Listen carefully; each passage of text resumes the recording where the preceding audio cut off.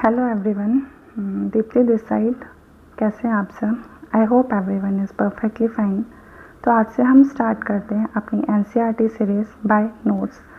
इस सीरीज़ के अंदर हम अपनी एनसीईआरटी बुक्स को कवर करेंगे, जो मैं स्टार्ट करूँगी क्लास 6 से। तो ज़्यादा टाइम वेस्ट ना करते हुए हम स्टार्ट करते हैं। आज क्लास 6 हिस्ट्री चैप्टर 1 से स्टार्ट करते हैं।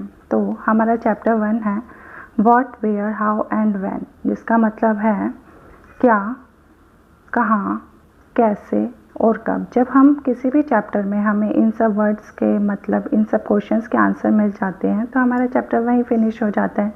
इट मीन्स हमें जो भी क्वेश्चंस उस चैप्टर से चाहिए, जो भी चीज़ें हमें उस चैप्टर से समझनी है वो हमें समझ आ गई हैं। तो हम आज इन्हीं क्वेश्चंस का जवाब ढूंढने की कोशिश करेंगे। तो देखते हैं, what can we know about the past. हम अपने पास्ट के बारे में, हम अपनी हिस्ट्री के बारे में कैसे जान सकते हैं? हमारे पास क्या क्वेश्चन आते हैं कि हमारा पास्ट कैसा था, जो लोग पहले रहते थे वो क्या खाते थे, वो किस तरीके के कपड़े पहनते थे, ठीक है, वो किस तरीके के घरों में रहते थे, वो क्या थे, वो फार्मर थे, वो किसान थे, या फिर वो रूलर थे, या फिर वो मर्चेंट थे जो व्यापार करते थे, या फिर वो ट्रेडर्स थे, या फिर वो प्रीस्ट थे। तो इन सब क्वेश्चंस के आंसर्स हम इस चैप्टर के थ्रू देखेंगे। तो हमें अपने पास्ट को जब पढ़ना होता है तो हमें इन सब क्वेश्चंस को देखना होगा कि वो उस टाइम लोग क्या होते थे, वो अपना जीवन यापन कैसे करते थे।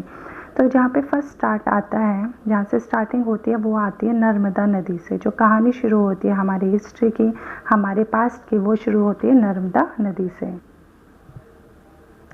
अब देखते हैं नर्मदा नदी।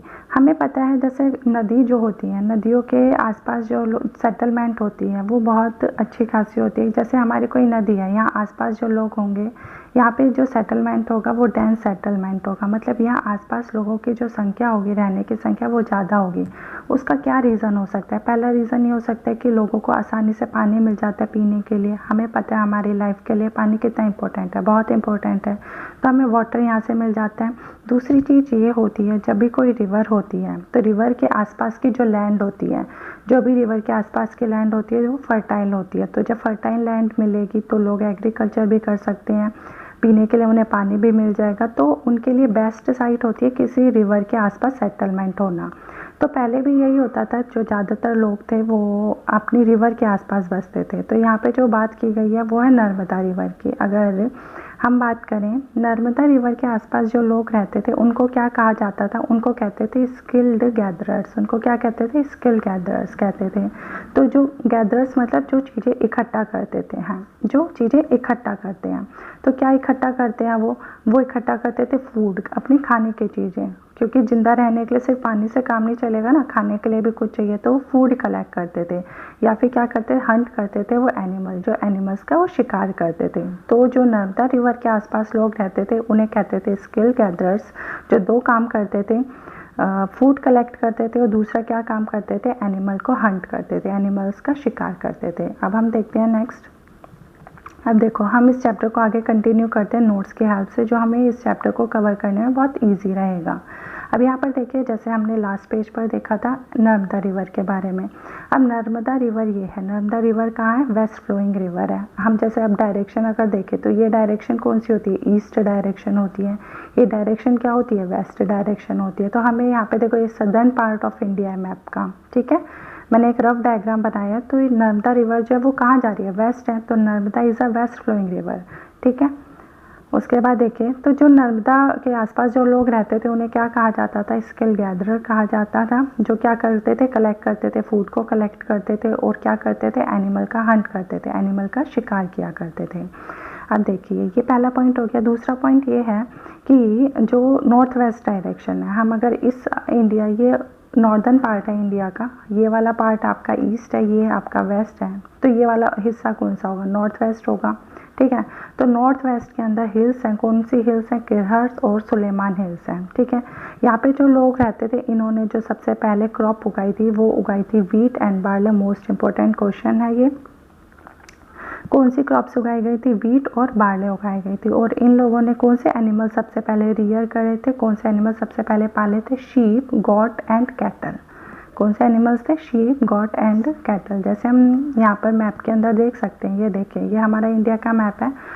इंडिया का मैप में जो हमारा ईस्ट साइड है, ईस्ट साइड में गैरो हिल्स है। कौन सी हिल्स है ये आप ज़रा ध्यान से देखिए, गैरो हिल्स है। एंड जो नॉर्थ वेस्ट साइड है ये देखिए, ये है केरल एंड सुलेमान हिल्स। तो यहाँ पर जो रहने वाले लोग थे उन्होंने जो फसल उगाई थी वो थी गेहूँ एंड बारले। बारले को क्या बोलते हैं, जौ। एंड जो इन्होंने एनिमल्स यहाँ पे पाले थे वो कौन से एनिमल्स थे हमारे, शीप, गॉट एंड कैटल। कौन से एनिमल्स थे वो, शीप, गॉट एंड कैटल्स। अब उसके बाद हमने देख लिया गैरो हिल्स, हमने ईस्टर्न पार्ट देख लिया, हमने नॉर्थ वेस्ट का पार्ट देख लिया। अब आते हैं बीच में सेंट्रल पार्ट। सेंट्रल पार्ट जो होता है वो होता है विंध्यास। विंध्यास में जो सबसे पहले फसल ग्रो की गई थी, फर्स्ट टाइम जो फसल ग्रो की गई थी वो थी आपकी राइस थी। वो कौन सी थी, वो राइस थी। मैं इसको थोड़ा सा जूम कर देती हूँ ताकि आपको अच्छे से क्लियर दिखाई दे चीज़ें। उसके बाद आता है ट्राइब्यूटरीज। ट्राइब्यूटरीज क्या होती हैं, ट्राइब्यूटरीज होती है स्मॉल रिवर, जो छोटी नदियाँ जो जाके किस में मिलती हैं, लार्ज रिवर्स के अंदर मिल जाती हैं, जो बड़ी नदियों में मिल जाती हैं। जैसे गंगा रिवर है, ठीक है, गंगा रिवर की भी बहुत सारी ट्राइब्यूटरीज है। गंगा रिवर में बहुत सारी छोटी छोटी नदियाँ आके मिल जाती हैं। अब जैसे एग्जाम्पल देखते हैं हम ट्राइब्यूटरीज का, यहाँ पर देखिए जैसे इंडस रिवर है। इंडस जो रिवर है, आप यहाँ पर देखिए ये इंडस रिवर है, ये है इंडस रिवर। इसके अंदर कौन कौन सी, ये देखिए ये मेन जो रिवर है वो इंडस रिवर है। साथ में कौन कौन सी रिवर इसमें आके मिल रही है, झेलम इसके अंदर आती है, चेनाब इसमें आती है, रवि आती है, सतलुज आती है, ठीक है, और ब्यास आती है। यहाँ पर देखिए मैंने यहाँ एक डायग्राम बना दिया। इंडस के अंदर इसकी ट्राइब्यूटरीज क्या है, झेलम, चेनाब, रवि, ब्यास एंड सतलुज। तो ये जो 5 रिवर्स हैं ये इंडस के आकर मिलती है, मतलब ये 5 जो नदियाँ हैं, ठीक है, ये 5 रिवर्स हैं और ये एक बड़ी नदी बना देते हैं। इसको क्या बोला जाता है, इंडस।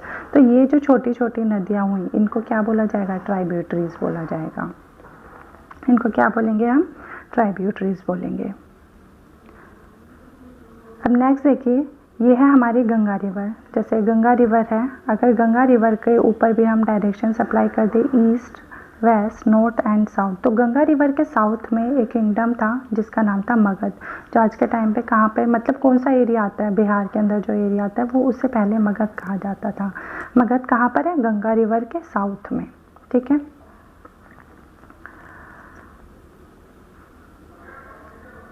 अब ये देखिए, हम देखेंगे हमारे देश का नाम, कंट्री का नाम, इंडिया या भारत, ये सब चीज़ें कहाँ से आई, ये नाम कहाँ से आए।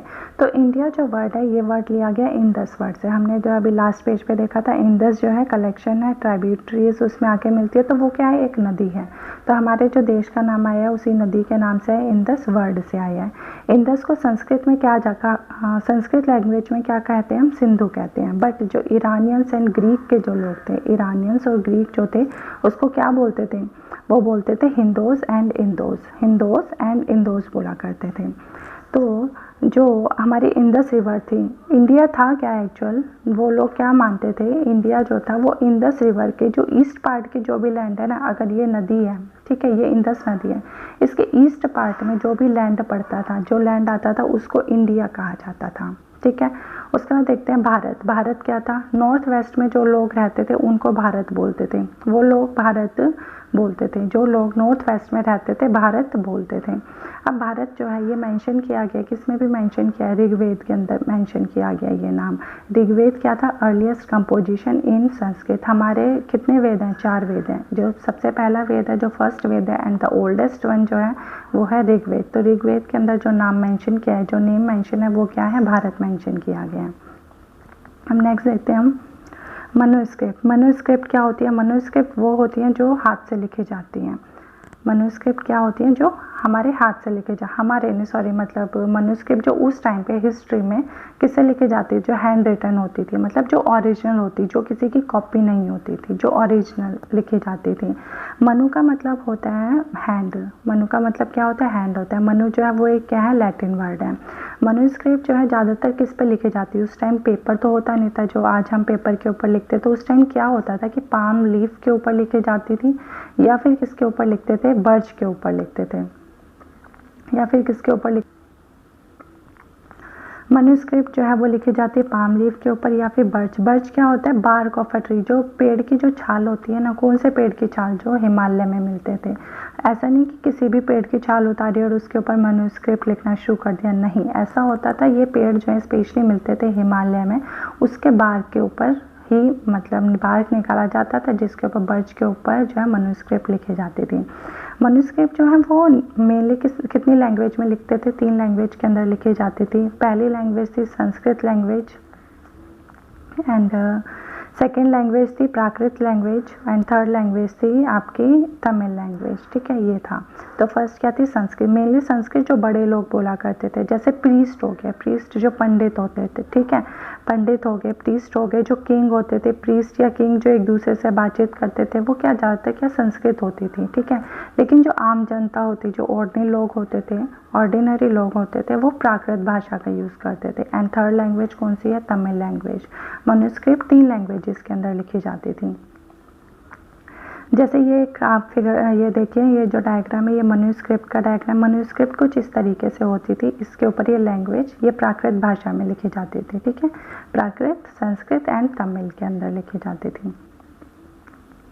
नेक्स्ट देखिए इंस्क्रिप्शन क्या होता है। इंस्क्रिप्शन होते हैं राइटिंग और relatively hard surface such as stone या मेटल। इंस्क्रिप्शन वो होते हैं जैसे कोई एक ये पत्थर हो गया, इसके ऊपर कुछ इंस्क्रिप्ट करना, इसके ऊपर कुछ लिखना। ठीक है, पत्थर के ऊपर, या फिर उसके लिए क्या होता था, मेटल हो सकता था। ये इंस्क्रिप्ट क्यों बनाए जाते थे, मतलब इंस्क्रिप्शन क्यों किया जाता था। तो किंग जो था, किंग अपना ऑर्डर जो इंस्क्रिप्ट करवाता था। किंग अपना ऑर्डर, जैसे उसने कोई भी ऑर्डर पास करा है, ठीक है, तो उसने क्या करा, इंस्क्रिप्ट करवा दिया, एक पत्थर के ऊपर वो गड़वा के लिखवा दिया, तो ताकि जहाँ पे भी वो रखा गया वहाँ आसपास जो लोग होंगे, जो भी लोग वहाँ से पूछेंगे तो उन्हें पता चल जाएगा कि किंग ने ये ऑर्डर पास किया और अब उन्हें ये ऑर्डर मानना है। और दूसरा क्या होता था, जो किंग होता था, राजा जो भी विक्ट्री, जो युद्ध लड़ता था, जो भी बैटल लड़ता था, ठीक है, तो उसमें जो उसकी जीत होती थी उसके बारे में वो इंस्क्रिप्शन करवा देता था। वो क्या करवा देता, इंस्क्रिप्शन करवाता था, ताकि उससे ये क्या होता था कि जो आने वाली जनरेशन्स थी तो उन्हें पता चल सके कि हाँ इस राजा ने ये बैटल लड़ी, इसमें उसने जीत हुई। तो एक तरह से अपनी वाहवाही करवाने के लिए राजा ये सब काम करवाते थे। नेक्स्ट आता है आर्कियोलॉजिस्ट। आर्कियोलॉजिस्ट क्या होता है, they study the remains of building made of stone and bricks, paintings and sculptures. Archaeologist वो लोग होते हैं जो पुरानी बिल्डिंग्स जो रिमेन्स मिले हैं, खुदाई करते हैं, मतलब जैसे ज़मीन की खुदाई करना, explore and excavate, dig under the surface of earth, dig under the surface of earth. ठीक है, तो जो खुदाई करते हैं, अर्थ की खुदाई करी, उसके नीचे कुछ टूल्स निकले, या फिर कुछ वेपन्स निकले, या फिर कुछ पेंस निकले, ऑर्नामेंट्स जो आभूषण होते हैं, सिक्के निकले, कॉइन्स निकले, तो उनको स्टडी करना, उन चीज़ों को वहाँ से निकालना, फिर स्टडी करना कि अच्छा ये इस एज से बिलोंग कर सकते हैं। ठीक है, जो भी स्टोन्स या ब्रिक्स या कोई पेंटिंग्स मिल गई, ठीक है, बहुत 500 साल या 1000 साल पुरानी पेंटिंग मिल गई, तो पता करना कि ये किस टाइम पीरियड से बिलोंग करती है। तो ये सब स्टडी कौन करता है, आर्कियोलॉजिस्ट। ये सब स्टडी आर्कियोलॉजिस्ट करते हैं। ठीक है, तो यहाँ पे एक एग्जांपल दिया गया है हमारी एनसीईआरटी बुक के अंदर। क्या एग्जांपल है, 2250 साल पहले, इतने ईयर्स पहले एक इंस्क्रिप्शन मिली है। वो कहाँ पर मिली है, कांधार में मिली है। ठीक है, कांधार कहाँ पर है आपका, अफगानिस्तान के अंदर है। वहाँ पे एक इंस्क्रिप्शन मिली है, जो जैसे ये इंस्क्रिप्शन है, इसके अंदर 2 स्क्रिप्ट मिली है। ठीक है, वो इंस्क्रिप्शन सिर्फ एक स्क्रिप्ट के अंदर नहीं लिखी, 2 स्क्रिप्ट में लिखी गई है। जो टॉप में है वो ग्रीक है, और नीचे जो बिलो साइड में है वो अरामिक। तो 2 स्क्रिप्ट का यूज़ किया गया है। इस स्क्रिप्ट के अंदर क्या लिखा हुआ है, order of ruler of Ashok. Ashok ने कुछ ऑर्डर पास करे थे, उन ऑर्डर्स को उसने इंस्क्राइब्ड करवा दिया था। वही इंस्क्रिप्शन जो है कांधार में मिला है, जो कितने साल पुराना है, 2250 साल पुराना है। ठीक है, अब देखिए स्क्रिप्ट क्या होता है, consist of letter and sign. Script होता है जिसके अंदर लेटर और साइंस होते हैं। हिस्टोरियन वही हो गए जो स्टडी करते हैं पास्ट को, जो पुराने हमारे पास्ट को स्टडी करते हैं। अच्छा, स्टडी करने का तरीका क्या हो सकता है, जैसे आज प्रेजेंटली हम इस एज में 2020 के अंदर हैं, ठीक है, तो हमें अगर पता करना है कि सन 1500 में क्या हुआ था या 1600 में क्या हुआ, तो उसे जानने के लिए हमारे पास सोर्सेज हैं। क्या क्या सोर्स हैं, मनुस्क्रिप्ट जो हैंड रिटन होती हैं, ठीक है, जो इंस्क्रिप्शन जो राजा ने इंस्क्राइब्ड करवाए थे अपनी विक्ट्री, जो उन्होंने छपवाई थी स्टोन के ऊपर या मेटल के ऊपर, या फिर आर्कियोलॉजी जो भी स्टोन्स मिलते हैं, जो कॉइन्स मिलते हैं, इन सब चीज़ों से ये सोर्सेज हैं हमारी हिस्ट्री को पता करने के कि उस टाइम में क्या हुआ होगा, कि लोग कैसे होते थे उस टाइम पे, किस तरीके का एडमिनिस्ट्रेशन होता था, लोगों की लाइफ कैसे होती थी। ठीक है, वो क्या खाते थे, क्या पहनते थे, ये सब चीज़ें पता चलती हैं। नेक्स्ट आता है डेट्स। अब डेट देखो ये बहुत इंपॉर्टेंट टॉपिक है। हम जो स्टूडेंट्स होते हैं ज़्यादातर कंफ्यूज रहते हैं बीसी के अंदर, एडी के अंदर ये सब चीज़ें क्या होती हैं, तो ये समझते हैं। तो 2000 जो है इसको हम स्टार्टिंग पॉइंट ले लेते हैं, ठीक है। 2000 के राइट साइड में जो होगा 2000, ये देखिए हमने स्टार्टिंग पॉइंट ले लिया 2000 को, ठीक है। अब उसके राइट साइड में मतलब 2001, 2002, 2003, 2015 ये सब जो एग्जांपल आते हैं मतलब इससे बड़ा 2000 से जो बड़ा होता है, ठीक है, वो हमेशा एडी होता है। वो क्या होता है एडी। एडी की फुल फॉर्म क्या होती है आपकी एनो डोमिनी। उसको क्या बोला जाता है एनो डोमिनी। ये दोनों क्या है लैटिन वर्ड्स हैं, ठीक है। एडी या फिर सीई दोनों एक चीज़ है। एडी मतलब एनो डोमिनी, सीई मतलब कॉमन एरा। 2000 के स्टार्टिंग पॉइंट ले लिया। ये क्या है एक्चुअल में 2000 years after the birth of Christ. इसको क्राइस्ट का बर्थ जो है उसको एक स्टार्टिंग पॉइंट से हमने देख लिया। राइट साइड में जब भी ऐड ऑन होंगे ईयर्स तो वो एडी के अंदर आएंगे और 2000 से जो पहले के ईयर होंगे वो बीसी में आएंगे, मतलब बिफोर क्राइस्ट जो होती है। क्राइस्ट से पहले के ईयर्स जो होंगे वो बीसी होते हैं या फिर बीसीई, दो होते हैं बीसी या फिर बीसीई, और एक होता है एडी या फिर सीई, ठीक है। ये देखिए ये किसका एग्जाम्पल है, ये आप बताइए क्या हो सकता है। ये मनुस्क्रिप्ट है या इंस्क्रिप्शन है? क्या ये हाथ से लिखा हुई चीज़ है? नहीं, ये इंस्क्रिप्शन है, एक स्टोन के ऊपर या फिर मेटल के ऊपर जो इंस्क्राइब्ड की गई है, ठीक है। यहाँ पर देखिए जो हमने अभी देखा था कांधार वाला जो एग्जाम्पल लिया अशोक, ये देख लीजिए ये कुछ इंस्क्रिप्शन है जो कांधार में मिली है। अशोक ने इंस्क्राइब कराया था इसके ऊपर अपने ऑर्डर को, जो हमने अभी लास्ट पेज में देखा है, ठीक है। हम नेक्स्ट देखिए, नेक्स्ट क्या है एडी मीन्स। अब यहाँ पर देखिए एडी, वेट एक सेकेंड,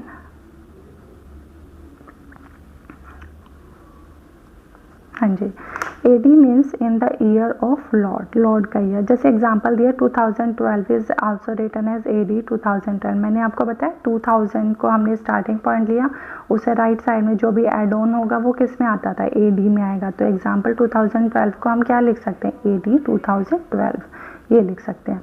अच्छा एडी एंड सीई एक चीज़ है, सीई की फुल फॉर्म होती है कॉमन एरा और बीसीई की फुल फॉर्म होती है बिफोर कॉमन एरा। ये क्या होते हैं बिफोर कॉमन एरा।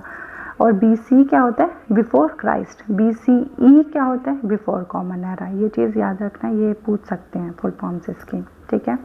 नेक्स्ट देखिए BP मतलब होता है बिफोर प्रेजेंट। 2000 के बाद ये वही पॉइंट्स में मैंने नोट डाउन कर दिया ताकि आपको इजी रहे। 2000 के बाद वाला जो टाइम होगा वो ADCE होगा, पहले वाला टाइम BC या BCE होगा। इंस्क्रिप्शन के बारे में हमने देख लिया है। इंस्क्रिप्शन कंटेन करता है स्क्रिप्ट और लैंग्वेजेस दोनों होती हैं इसके अंदर। Scholars understand what was inscribe through the process of decipherment. अब देखिए हमने अभी जो इंस्क्रिप्शन देखा, इंस्क्रिप्शन के अंदर जो इमेजेस बनी हुई हैं हमें आज के टाइम में क्या पता कि वो क्या लिखा हुआ है, ठीक है। तो उस चीज़ को समझने के लिए एक प्रोसेस होता है जिसे क्या कहा जाता है डेसिफरेंट बोला जाता है। उस प्रोसेस का आप नाम रखेंगे, इम्पोर्टेंट है। उस प्रोसेस का नाम होता है डेसिफरेंट। अब देखिए ये एक एग्जांपल दिया हुआ है रोजेटा। रोजेटा क्या है, एक टाउन है आपका इजिप्ट के अंदर, नॉर्थ कोस्ट पर पड़ता है रोजेटा। यहाँ पर एक स्टोन मिला है जिसके अंदर उस स्टोन में क्या है 3 लैंग्वेज और स्क्रिप्ट मिली हैं, ठीक है। उसमें क्या मिला है 3 लैंग्वेजेस एंड स्क्रिप्ट मिली हैं। एक जो है वो ग्रीक है और बाकी जो 2 फॉर्म्स है वो इजिप्ट की कोई लैंग्वेज है, इजिप्टियन है, ठीक है। स्कॉलर हु कुड रीड, अब ये देखिए आप स्कॉलर, अब नेक्स्ट पॉइंट है scholar who could read Greek figured out that the name of kings and queens were enclosed in a little frame card called cartouche. जो स्कॉलर्स थे जो Greek language को समझ सकते थे, पढ़ सकते हैं, उन्होंने एक चीज़ फिगर आउट करी है। ये इंपॉर्टेंट पॉइंट है, इसको याद रखना है, मेनली ये इंपॉर्टेंट है ये जो वर्ड है।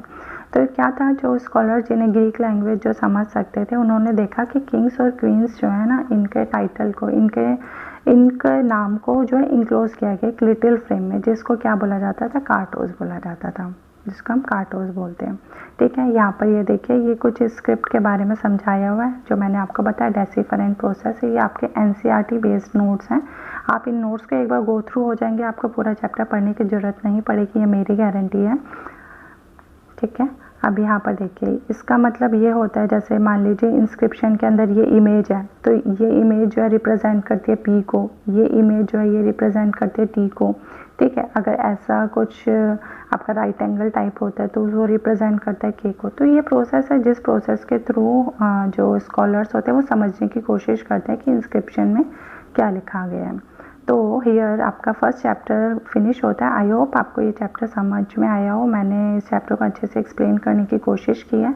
अगर आपको फिर भी कहीं पे डाउट होता है या आपको लगता है कि इसमें कुछ और बेटरमेंट किया जाए, कुछ और एडिशन किया जाए, तो please let me know. I hope आपको ये चैप्टर बहुत अच्छे से समझ आया होगा। तो यहाँ पे फर्स्ट चैप्टर फिनिश होता है। नेक्स्ट चैप्टर हम नेक्स्ट वीडियो में करेंगे। Till then take care.